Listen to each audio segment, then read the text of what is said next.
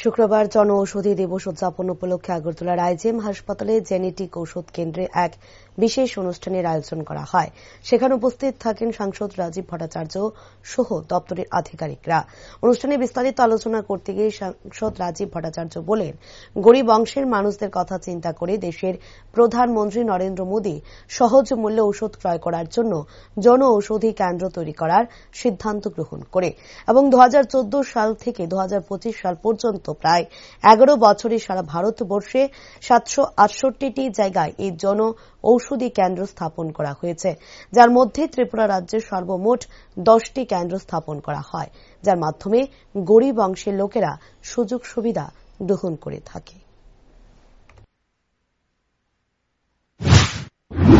আপনারা জানেন যে যেটা আমার পূর্ববর্তী বক্তা বলেছেন যে 2014 সালে দেশের যশস্বী প্রধানমন্ত্রী নরেন্দ্র মোদীজি আগেও ছিল, কিন্তু পরে উনি সিদ্ধান্ত নিলেন যে না, এই জন ঔষধিটা যাতে যারা গরিব অংশের মানুষ, দুস্থ মানুষ রয়েছেন, তারা যাতে সহজ মূল্যে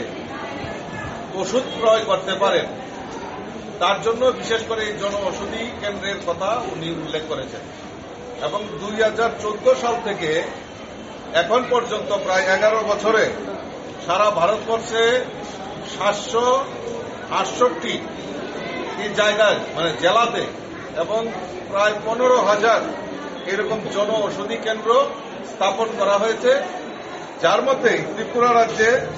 টোটাল 10টা এখন পর্যন্ত জন ঔষধি কেন্দ্র স্থাপন করা হয়েছে, যার মাধ্যমে আমাদের যারা গরিব অংশের মানুষ তারা যাতে এই সহজ মূল্যে যাতে